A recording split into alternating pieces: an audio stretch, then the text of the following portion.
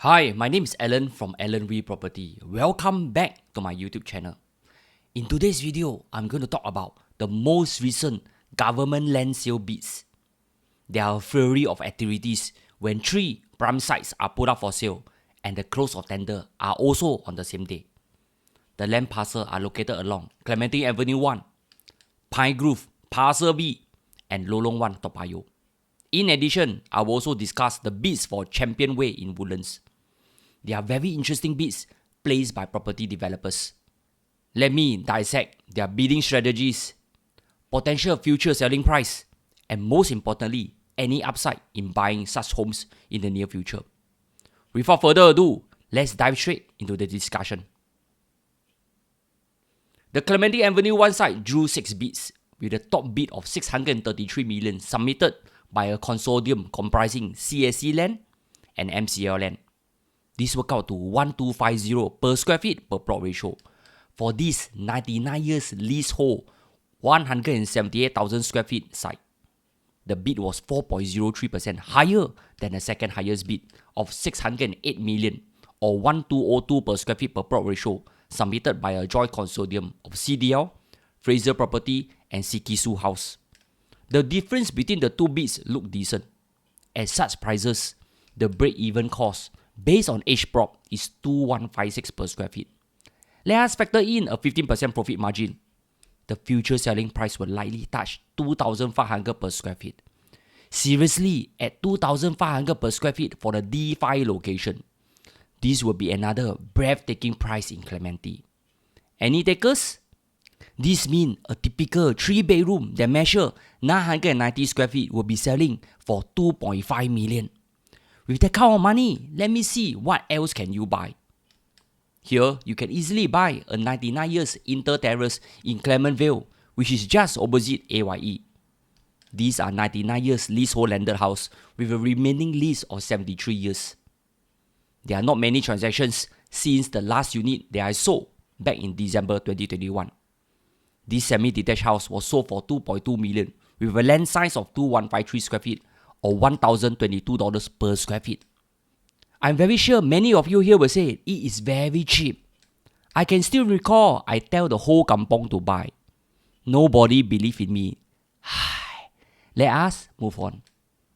Anyway, let's assume today landed price has increased to 2.5 million for the 99 years inter-terrace. Which property will you buy with a 2.5 million budget? If you ask me, if you have been following my channel for some time, I suppose you know I always like to live like a king.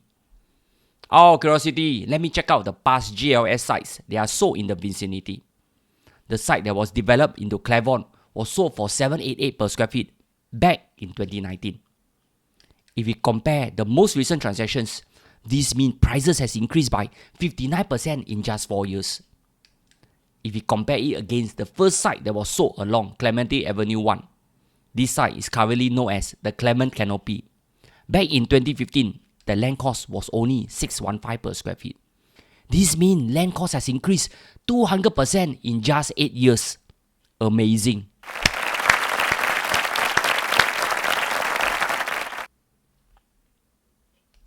Let's head over to nearby Ulu Pandan. The tender for the GLS site at Pine Grove, Parcel B, closed with 3 bids.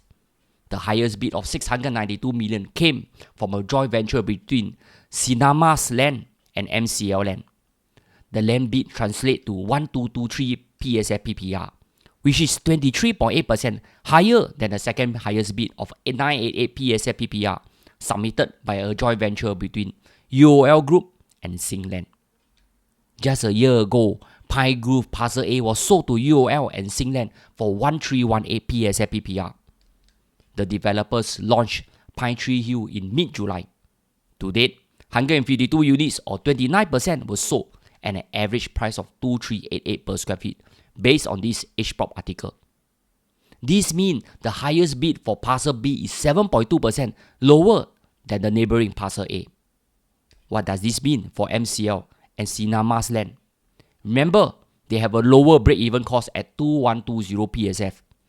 Assuming they sell the same price as Pine Tree Hill at 2388 PSF, this translates to a 13% profit margin. Is that doable? is that reasonable profit to undertake with this kind of risk? This also spells concern for UOL Pine Tree. With Parcel B lower land cost, will this translate to a price war ahead? Anyway, when I look at the second bid placed by UOL and Singland at 988 PSFPPR, this means someone know this should be the current market value for the land to make a decent profit. This also means UOL bid for Parcel A and Parcel B is a stunning 33% difference. This shows how much bidding strategy can change in just 17 months.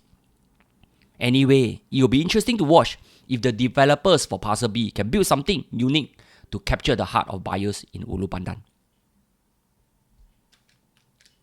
The Lorong Toa Payoh site drew 3 bids, with a top bid of 968 million submitted by a consortium comprising Property Giant City Development Limited, Fraser Property and Sikisu House.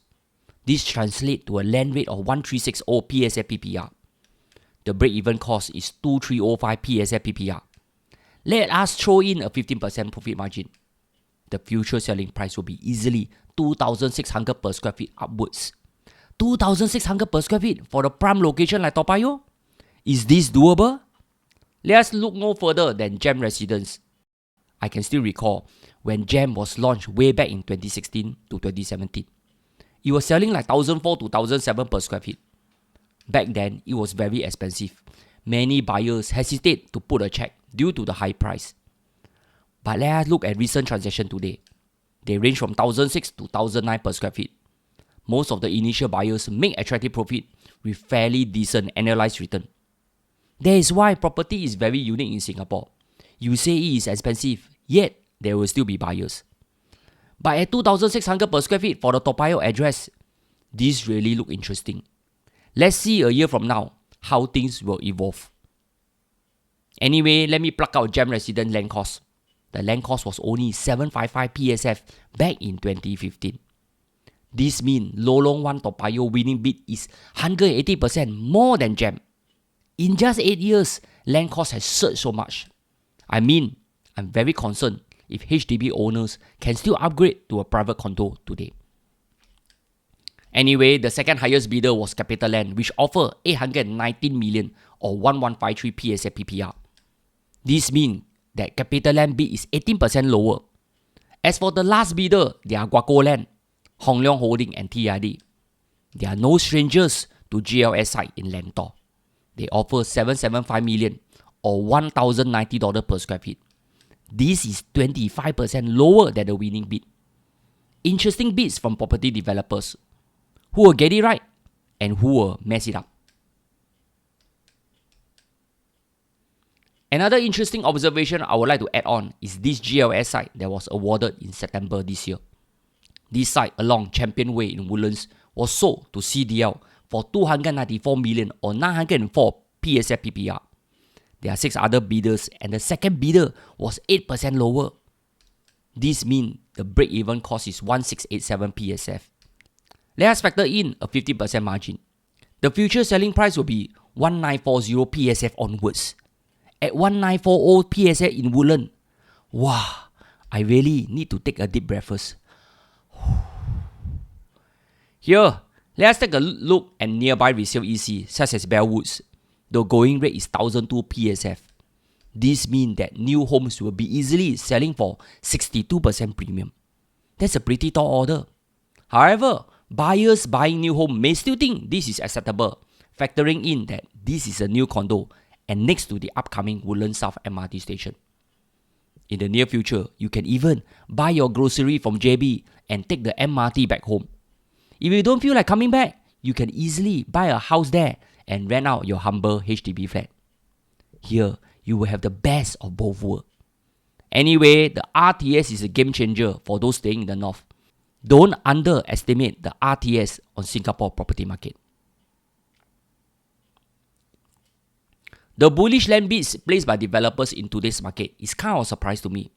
I mean, they have access to most recent sales numbers. Maybe they are betting that these 4 prime sites are always evergreen due to its mass market locality. However, developers must also learn how to read the ground well. In today's market, what kind of properties are buyers looking into? are they still going for investment properties and paying hefty ABSD?